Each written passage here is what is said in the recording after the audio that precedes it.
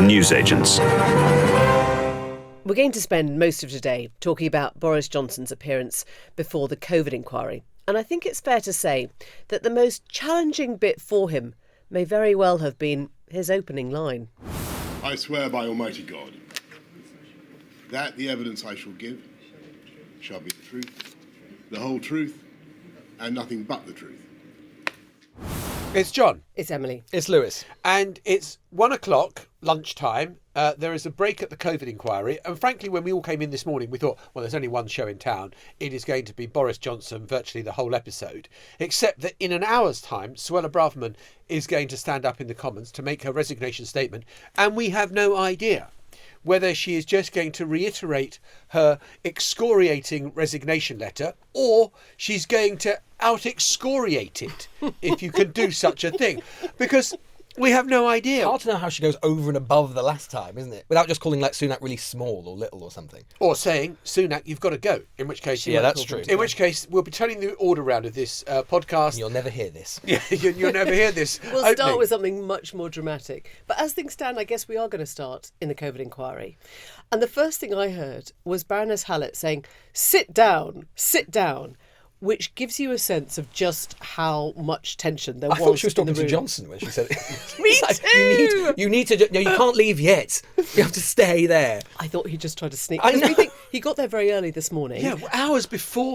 Now, there are two ways of reading this. One is that he wanted to do a lot of preparation and be there early because it was such a big day. The other was there would have been families of the grieving waiting outside to shout a question, to shout across, and he did not want that narrative, so he snuck in this morning to be in place before they were. You take your pick. Probably the only time he's been dramatically early for anything in his life, I would have thought. But the questioning, it was gentle, but at the same time incredibly revealing, I thought, about Johnson and kind of where they started.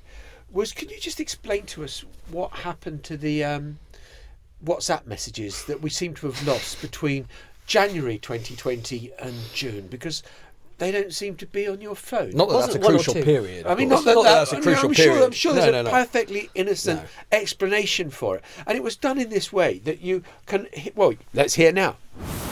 Do you know why your phone was missing those 5,000 odd WhatsApps? I don't know the exact reason, but it looks as though it's something to do with the app going down and then coming up again, but somehow not automatically erasing all the things between that date when it went down and the moment when it was last backed up. So I can't give you the technical explanation, but that's the best I'm able to give. No, I think, to be fair, he's not wrong there when he said, I can't give you the technical explanation. I mean, I think that was pretty much on the money. But anyway, it was only 5,000. It was only 5,000 odd. Yeah. I think he'd have been much better with the Rebecca Vardy defence of, I dropped it off the side of a boat. A cruise ship. A cruise ship, just couldn't find it, bottom of the ocean. And bear in mind that this whole story has gone through lots of iterations. You know, people said, it's a security problem, there was a problem with spyware, all of this sort of thing. And now it basically just seems to be something about factory settings and them all going missing in a way that certainly he, as Prime Minister, can't possibly understand. Although it's funny, it's like not funny, right? Because ultimately, he's the key player. And without those messages, although we see a lot of the messages from his interlocutors on the other end, it's important information the inquiry needs. And I guess it's also important to note that actually the first thing Baroness Hallett said before sit down, was she berated him. Yeah. Make no mistake, she berated him covertly for us all having known and read and understood exactly what he was going to do from the weekend's papers. And she, just as you said actually, Lewis, yesterday, she will have been furious that all that was pre-trailed, because it gives him the chance to set a narrative of how he wants the story to be told. And even this morning I was listening to people kind of doing the commentary and saying, I think he's going to say that, he did make mistakes, but he got the big calls right. And I was like, that is literally word for word what he has implanted in the head of journalists in order for us to repeat that later today, all day. Completely. Yeah. It was so much pre-briefing, and he wanted that narrative that I got the big calls right. And that was sort of central to what he was trying to do in the midst of kind of half-hearted. I mean, yes, apologies, but apologies for things we could have got done better, but we meant well. Well, we knew, because of all that pre-briefing, it's like you said yesterday, Emily, that it's just another example of where Johnson, the rules don't apply to him. It is completely impossible to imagine, like, I don't know, Chris Whitty or Vallance pre-briefing the papers in that way about what they were going to say or what their witness statement was going to be. But we knew as a result of all that pre-briefing that the big thing he was going to say was, I'm sorry, not directly to the people outside, because as we have said, he decided to avoid them, but with his very opening remarks, which was this. Can I just say how glad I am to be at this inquiry, and how sorry I am for the pain and the loss and the suffering Sit down. of Please stop. COVID Johnson. victims. Please sit down. Please sit down, or I'm afraid you'll have to leave the hearing room. I'm sorry, if you don't sit down, I'm going to ask the ushers to get you to leave. Right, ushers, please, could you ask them to leave?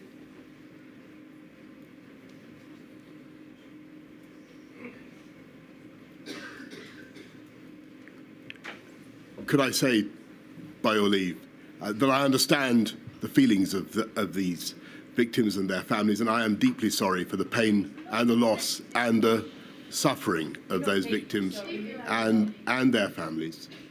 And grateful though I am to the hundreds of thousands of healthcare workers and many other public servants and people in all walks of life who helped to protect our country throughout a dreadful pandemic, I do hope that this inquiry will help to get the answers to the very difficult questions that those victims and those families are rightly asking.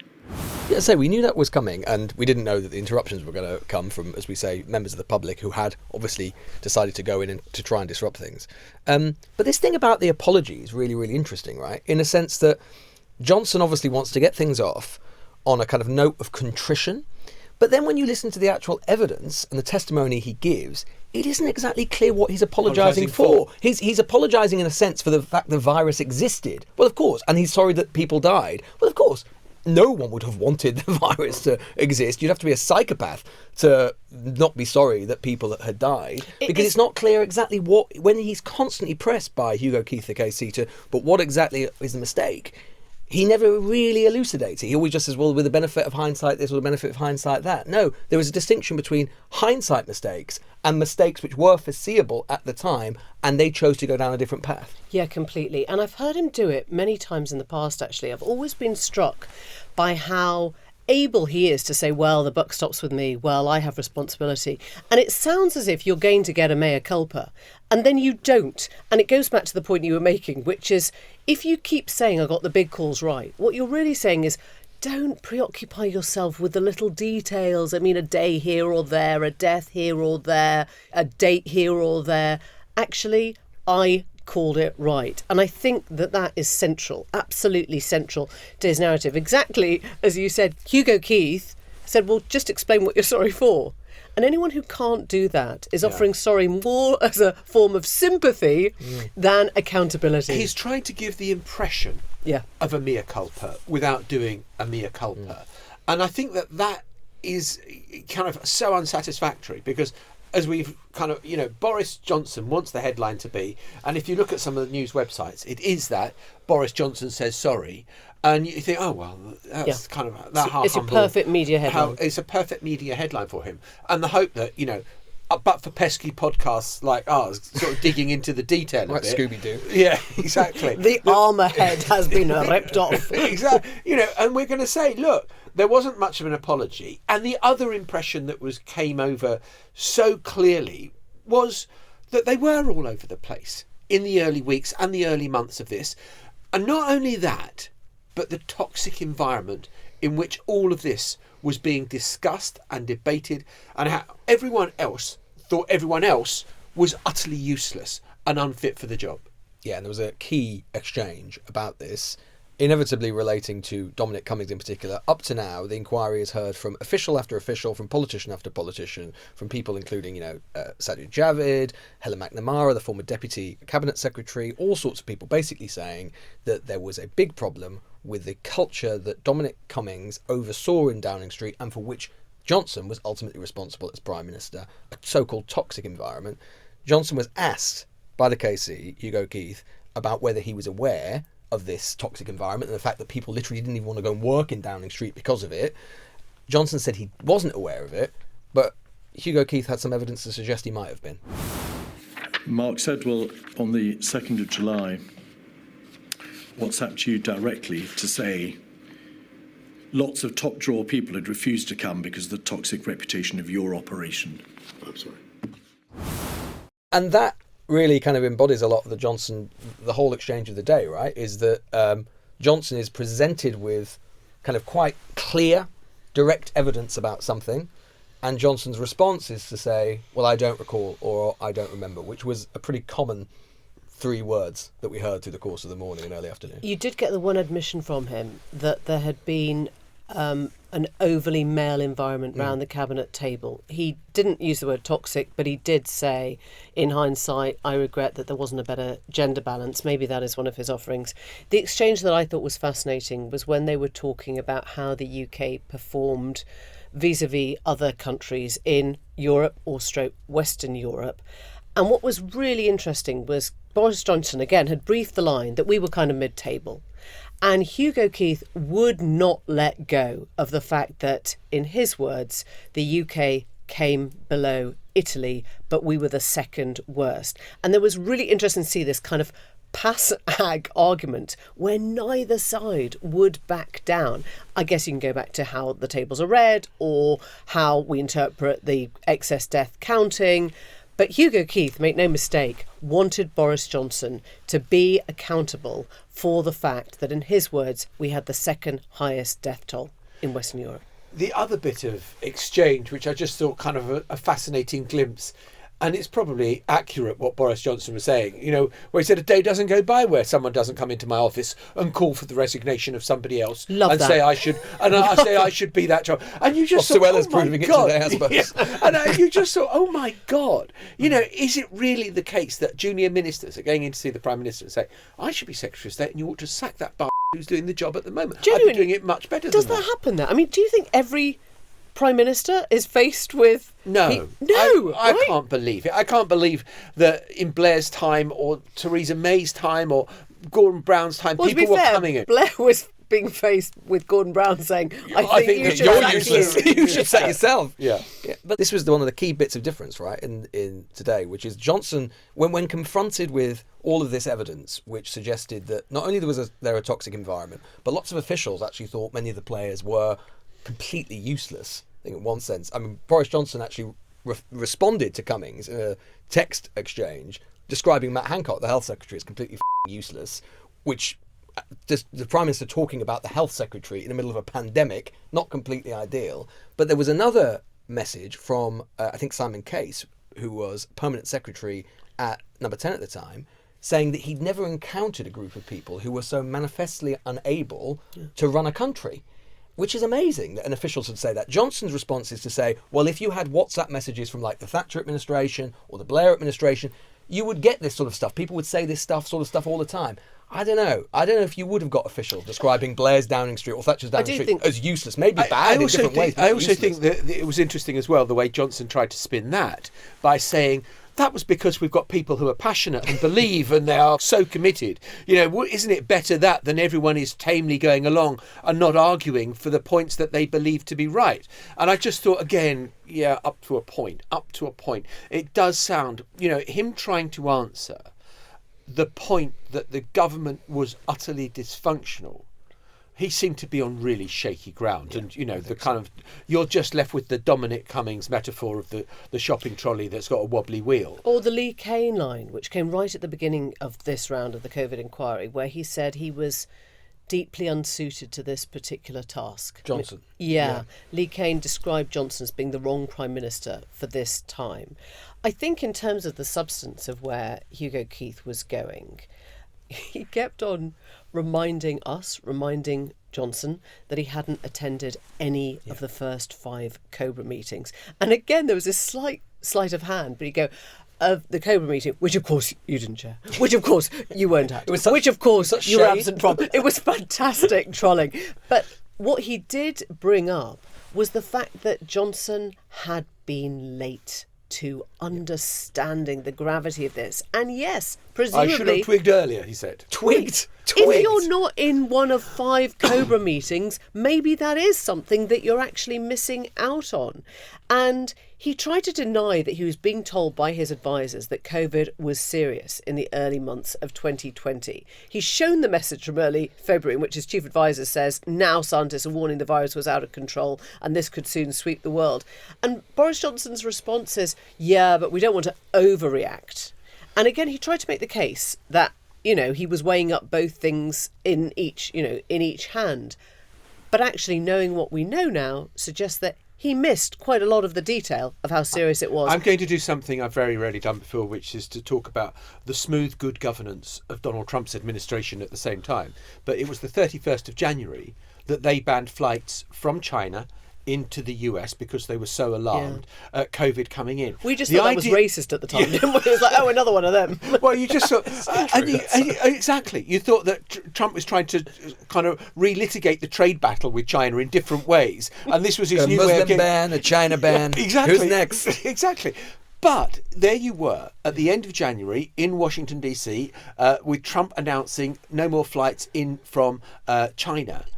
And Boris Johnson is saying, way into February, we didn't really realise how...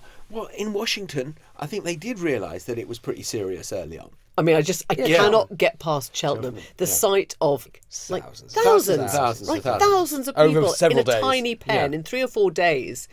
And there was no one on the streets of Italy. But I think this is why Keith was in the sort of right place, because there's been a criticism of this inquiry that it's sort of too fixated on the individuals rather than the kind of structures around government. But I actually think this is where the structure and the individuals really come together, right? It is amazing that, as the inquiry confirmed today, Johnson never really read the Sage Minutes. He said that he read it once or twice, but he relied on... I had this dawning realisation that I, as a journalist covering the pandemic very closely, would have read more of the Sage Minutes than the Prime Minister of the day, which is crazy. It's so depressing, actually. It's actually depressing to think about that. Which I think this comes back to your point about Lee Kane, Emily, when I think he's right, which is to say he's the wrong guy for the wrong moment, which is that you can totally imagine a different Prime Minister, for example, like Theresa May, being completely across the detail. I find it inconceivable that Theresa May would, just as an example, would not, for example, have chaired any of the Cobra meetings earlier. There was a moment where Hugo Keith asked about a particular Cobra meeting in kind of late February when it became clear Matt Hancock was chairing it, and it was at that meeting that the worst case scenario became the central planning scenario. And Johnson said he was not aware that this had been the decision that was taken. He wasn't even aware, he said, in the early stages, that it was Matt Hancock who was chairing Cobra meetings, that Cobra meetings were even going on about this. Now, okay, hindsight, fine, whatever.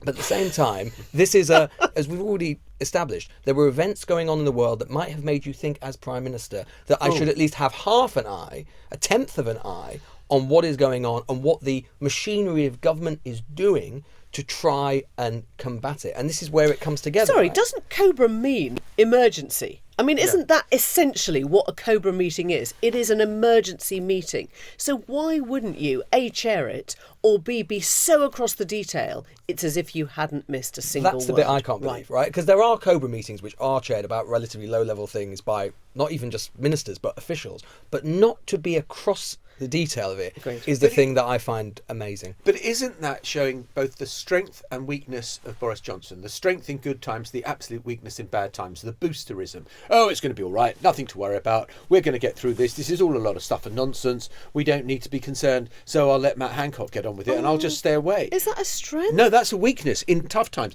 It's a strength when things are going well and you can say to people, look, we're going to be fantastic. It's going to be a wonderful future that we've all got ahead of us. Let's be more optimistic. That's fine when things are good. When things are bad, it's bloody awful. I don't think boosterism is enough. I think that's exactly the problem. I think we're agreeing. Okay, yeah, we are agreeing. We're saying the same thing, which is that you can sell it as optimism, you can sell it as boosterism or positivity, but if it is not underwritten by anything you're actually doing, whether it's your economic policy, your health policy, your social policy, it's meaningless. But this is where I think the structure and the agency, or the structure and the individuals, comes together, because it's clear that Johnson was not equipped or not willing to basically engage with the detail. Had he been, I highly doubt that, in March, in that one of those early press conferences in March, he would have said, I go around shaking hands with everybody. It's completely fine. He regrets that now, doesn't he? I find it unlikely. If he'd sort of read the minutes and been, if he'd been chairing those meetings, I find it hard to believe he would have done that.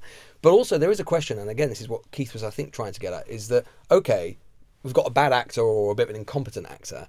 Why wasn't the system able to kick into gear in such a way as to either wrest him out of his slumber or act in such a way as to almost sort of bypass the Prime Minister and get things going? And maybe that's just a question about British government, that without the Prime Minister being engaged, it doesn't quite work. And there are questions, it was even basically said that it appears to have potentially been a sort of half-term dip in activity because it was half-term. This is beyond the Prime Minister. This is about the structure of British government and why Whitehall wasn't engaged better than it was. Do you know the moment I suddenly realised last night? We were listening to a man whose life was saved by the NHS. Yeah. Remarkably, during COVID.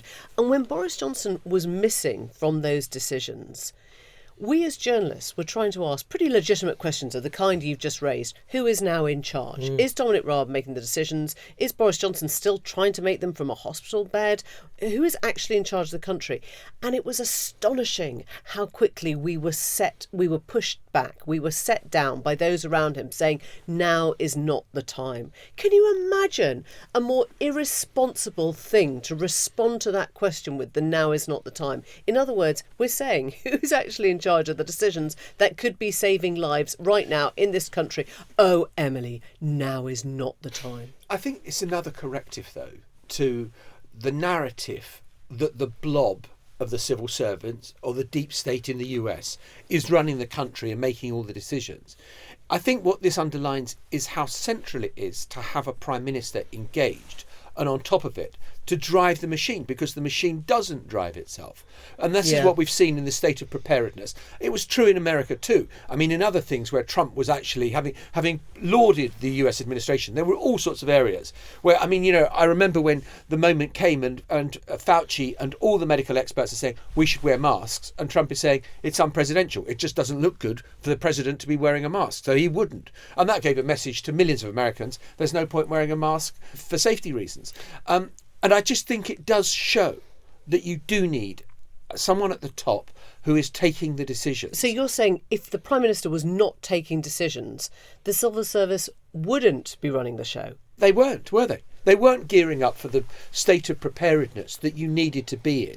It wasn't just that they were needing action now. They weren't cranking up the machine in terms of, getting in all the sort of masks and gloves and all the rest of it that they needed. But this is Cummings' point, right, to be fair to him, which is that, bear in mind, the possibility of a pandemic had literally been the top systemic risk identified year after year by the government civil contingencies agency and by all of the kind of preparations for emergencies within Whitehall. And yet, despite that fact, there was no real plan.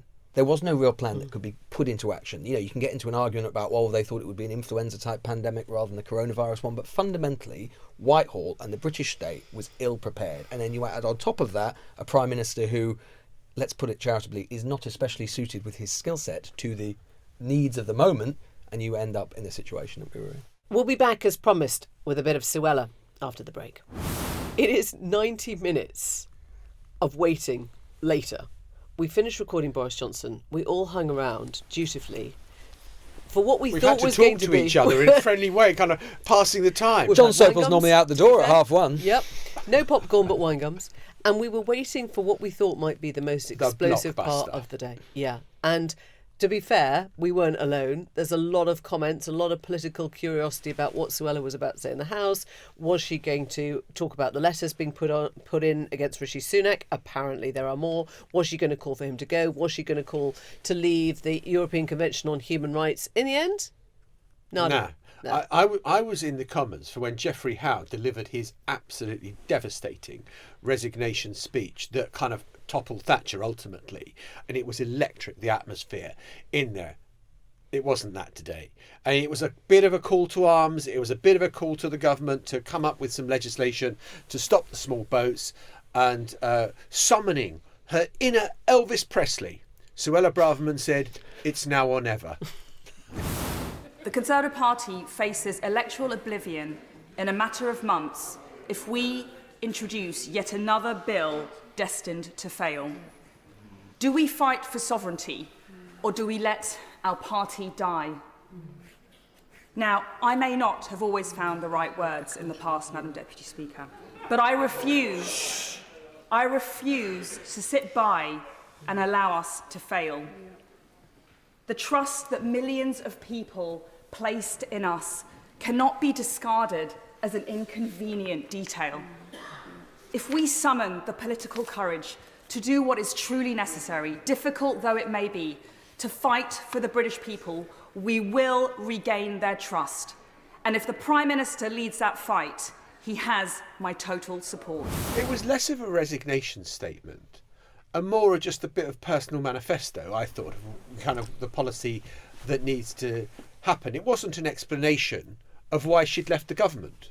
Well, she actually got sacked. She got sacked. Yeah, okay. So, but let's start by clarifying that there was no resignation, really. Okay, and the only bit that you kind of thought, oh, that's interesting, where I didn't always choose my words correctly, or whatever the phrase was. I thought that was the nearest there was to something, maybe I should have handled things differently. But I just thought it was a restatement of policy and nothing to do with anything particularly that might be an explanation for a ministerial resignation or why the sacking was unjustified. But also, fundamentally, what she really would be doing differently. I mean, she just said there, we cannot introduce another bill which is destined to fail.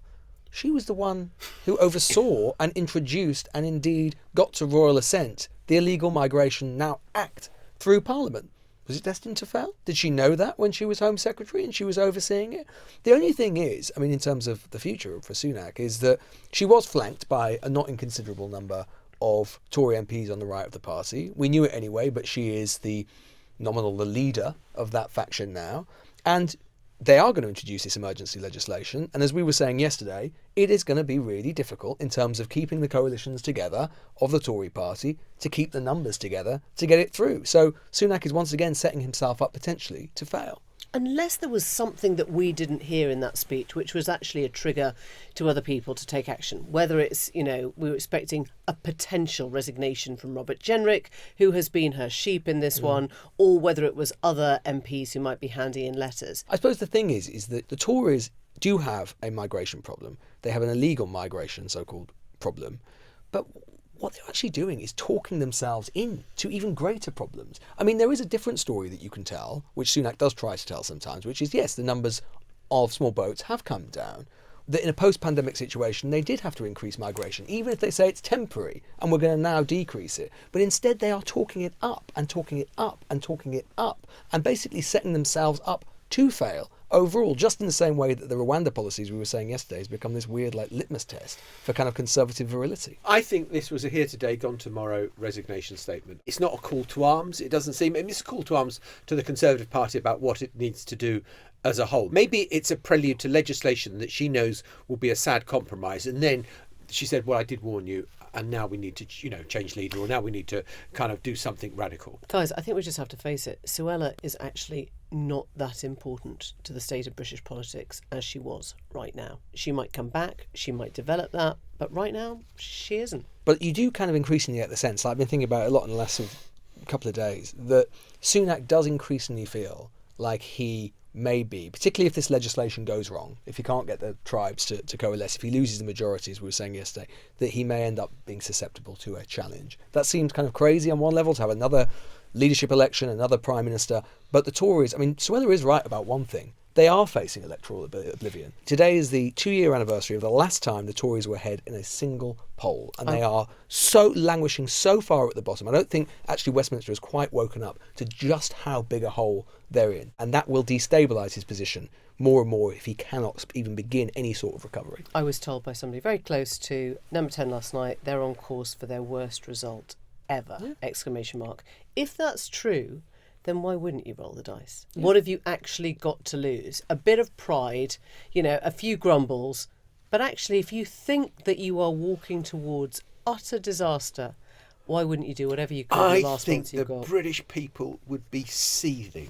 They But are once already. Again, I mean, but once we've been again, knocked they out would of the be, system already. But once again, unless you are one of the very few members of the Conservative Party, you don't have a say in who the next Prime Minister is. I just think it's kind of almost unsustainable, and I think will actually highlight the parlous political state they're in with just the desire, please be rid of me, be rid of this lot, be rid of them once and for all, because I think it will lead to a feeling that democracy is a game only played by the Conservative Party MPs in Parliament and the members out in the country. Well, in a weird sort of way, the actual prospect of impending disaster is probably his greatest asset right now, in a sense that so many are either already said they're standing down or in their head are going to, they know they're going to, that actually they just can't be bothered, and they just can't be bothered to destabilise because they're already out of it.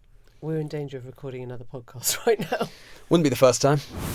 I kind of don't want to do a whole lot of loviness, but last night there was a Netflix party for the finale of The Crown, which I was at. I don't want to, but... And Emily Maitlis was at. Can I start by saying, I think our listeners know by now that I do suffer quite badly from facial blindness. I have facial blindness. I can remember every inch of every conversation I've had with anyone, but if they come up to me, my heart starts palpitating. I just don't recognise faces. So I find Emily Maitlis in conversation with a young man who is incredibly, this is getting good. incredibly enthusiastic. I love the newsagents. I love what you... Oh, my God, I can't believe I'm actually hearing your voices now in the Royal Festival Hall talking to me. And Emily says, "Oh, how lovely, we're so touched, what do you do?" And he said, "Oh, I'm a jobbing actor, I'm just trying to find roles, but I'm close to Sounds like you're the royal. What do you do?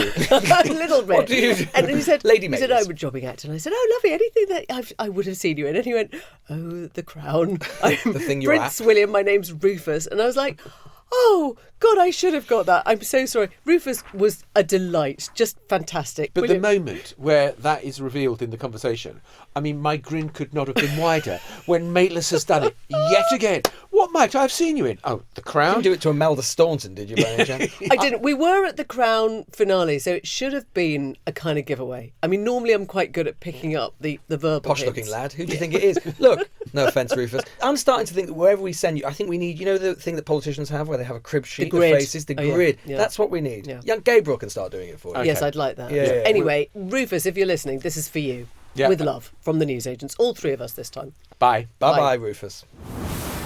The Newsagents. This is a Global Player original podcast.